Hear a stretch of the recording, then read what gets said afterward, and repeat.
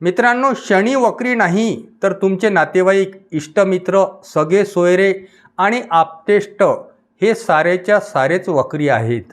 आणि ते कसे आपण आजच्या व्हिडिओमध्ये बघणार आहोत. श्री स्वामी समर्थ कृपा सिंधू चॅनलवर तुम्हा सर्वांचे हार्दिक स्वागत आहे. मित्रांनो, बरेच दिवसापासून चॅनलवर व्हिडिओ अपलोड करणे शक्य झाले नाही, त्याबद्दल दिलगिरी व्यक्त करतो.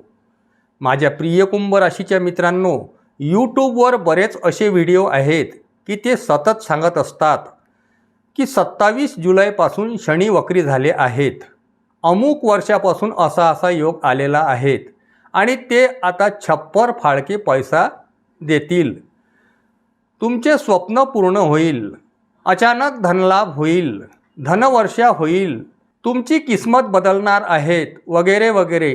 आणि हे ज्योतिषी बरेच वर्षापासून सातत्याने हेच सांगत आहेत. जेव्हा कधी शनी मार्गी असतो तेव्हासुद्धा हेच विधान ते बोलतात आणि ज्यावेळी शनी वक्री होतो त्यावेळेससुद्धा हेच विधान ते बोलतात. आता यामागे खरे काय खोटे काय हे आपण बघूया. मित्रांनो, आमच्या चॅनलवर आपण नवीन असाल तर चॅनलला सबस्क्राईब करा, लाईक करा आणि शेअर करायला विसरू नका. माझ्या प्रिय कुंभ राशीच्या मित्रांनो, ज्योतिष्यशास्त्रानुसार शनी वक्री होणे म्हणजे शनीची चाल पृथ्वीवरून बघितली असता उलट चालल्यासारखा आपल्याला भास होते. हे होय, कोणताही ग्रह कधीही प्रत्यक्षात मागे जात नाही, पण त्याच्या गतीच्या अंतरामुळे ते उलटे चालल्यासारखे आपल्याला दिसतात. प्रिय कुंभ राशीच्या मित्रांनो, तुम्हाला शनीच्या 7.5चा शेवटचा टप्पा सुरू आहे. मागील काही वर्षापासून तुम्ही फार हाल, अपेष्टा, यातना भोगत आहात. व्यवसायात नुकसान, नोकरीत बाधा, कोणत्याही चांगल्या कामात अडथळे येणे, कौटुंबिक कलह अशा नाना प्रकारच्या समस्यांचा सामना तुम्ही करत आहात.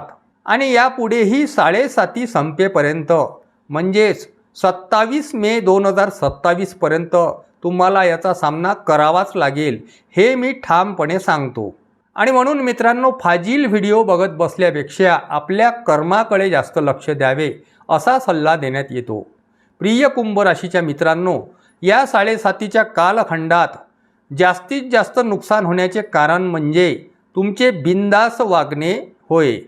तुम्ही सतत बिनधास्त असता, कामाबद्दल सजग नसणे, तुमची आखलेली योजना इतरांना पटकन सांगून देणे, पोटात गोष्ट पचत नाही, सहजासहजी दुसऱ्यावर विश्वास ठेवणे, मोठेपणा. या राशीचे लोक गहन विचारवादी व बुद्धिवंत असतात आणि म्हणून त्यांना वाटत असते की हे काम माझ्याशिवाय दुसरा कोणी करूच शकत नाही. नोकरीच्या ठिकाणी किंवा व्यवसायात कामाबद्दल सजग नसणे, त्याचे काटेकोरपणे पालन न करणे, तुमच्या मनात जर कोणती योजना आली असेल किंवा नवीन व्यवसाय करायचा असेल किंवा नोकरीत बदल करायचा असेल तर त्याबद्दलचा निर्णय तुम्ही लवकर घेत नाही, उशीर करता. आज करू, उद्या करू, परवा करू असे करत राहता. आणि ह्या आखलेल्या योजना तुम्ही मित्र, नातेवाईक, आप्तेष्ट त्यांना सांगून देता आणि शेअर करता. त्यामुळे दुसरा कुणी येऊन हे कार्य पूर्ण करून तुमच्या मागून येऊन पुढे जातो. कुंभ राशीचे व्यक्ती अत्यंत प्रभावी आणि बुद्धिवानी असतात, म्हणून त्यांचा ॲटिट्यूड थोडा हटके असतो. आणि याच कारणामुळे तुमचे जवळचे मित्र, सगळे सोयरे, आप्तेष्ट हे तुम्हाला जळतात आणि सतत तुमची टांग खेचण्याचा प्रयत्न करत असतात. अशा प्रकारचे टांग खेचणारे लोक तुम्ही स्वतःच तुमच्या खिशात घेऊन फिरत आहात आणि म्हणून तुम्हाला तुमच्या कार्यात यश मिळत नाही. चुगलखोरी करणे, तोंडावर गोड बोलणे, पाठीमागून षडयंत्र रचणे, तुमचे शुभचिंतक असल्याचे दाखवणे, मात्र मनात घाण असणे हे लोक सातत्याने करत असतात आणि याची भनकसुद्धा तुम्हाला नसते. माझ्या प्रिय कुंभ राशीच्या मित्रांनो, शनी वक्री झाले म्हणजे नेमकं काय होणार? येणारा काळ हा तुमचा आत्मपरीक्षणाचा काळ असेल. तुम्हाला तुमचीच परीक्षा घ्यावी लागेल. आपण काय करतो, कसे वागतो, कसे बोलतो याकडे नीट लक्ष द्यावे लागेल. कोण शत्रू, कोण मित्र याचासुद्धा तुम्हाला शोध घ्यावा लागेल. या काळात तुम्हाला नेहमीपेक्षा जास्त परिश्रम, मेहनत व जिद्दीने कामे करावी लागणार आहे. आणि जर का तुम्ही असे केले नाहीत तर ऐनवेळी अडथळे येतील आणि म्हणून या कालखंडात नेहमीपेक्षा जास्त संघर्ष करावा लागणार आहे. शनी हा कर्माचा फळ देणारा ग्रह आहे. वक्री काळात तो अधिक प्रभावी आणि कठोर बनतो. म्हणून अधिक मेहनत करावी, आपल्या कामात मग्न राहावे, कमी बोलावे असा सल्ला देण्यात येतो. येणाऱ्या ऑगस्ट महिन्यात संपूर्ण महिनाभर शनी द्वितीय स्थानी वक्री असेल, तर प्रथम स्थानी राहू बसलेले आहेत. चतुर्थ स्थानी मंगळ, पंचम स्थानी बुध, षष्ठम स्थानी सूर्य व गुरुची युती आहे. सप्तम स्थानी केतू बसलेले आहेत, तर अष्टम स्थानी शुक्र आहेत. या महिन्यात तुमची आर्थिक स्थिती बऱ्यापैकी राहील, परंतु आवक व खर्च समसमान राहील. म्हणून खर्चावर नियंत्रण ठेवावे. कोणतीही गुंतवणूक करताना योग्य तपासून पाहावी. आपल्या योजना पूर्ण होईपर्यंत कुणालाही सांगू नये.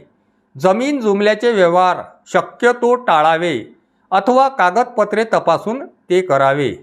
व्यवसाय करणाऱ्यांनी आपल्या ग्राहकांना चांगली वागणूक द्यावी. सतत गोड बोलण्याचा प्रयत्न करावा. भागीदारीत व्यवसाय करू नये.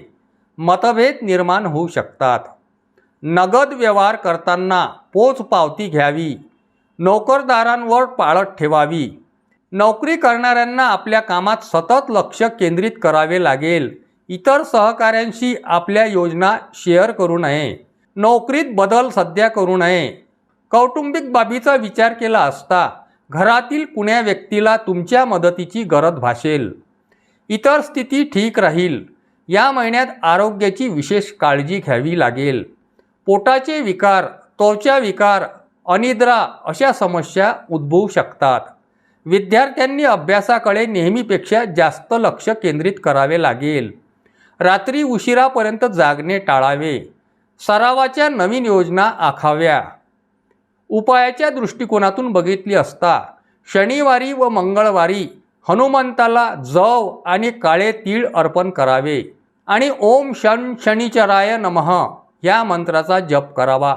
माझ्या प्रिय कुंभ राशीच्या मित्रांनो, येणारा काळ तुम्हाला शुभ संकेताचा, भाग्याचा, आनंदी जावो अशीच मी स्वामी समर्थ चरणी प्रार्थना करतो. श्री स्वामी समर्थ.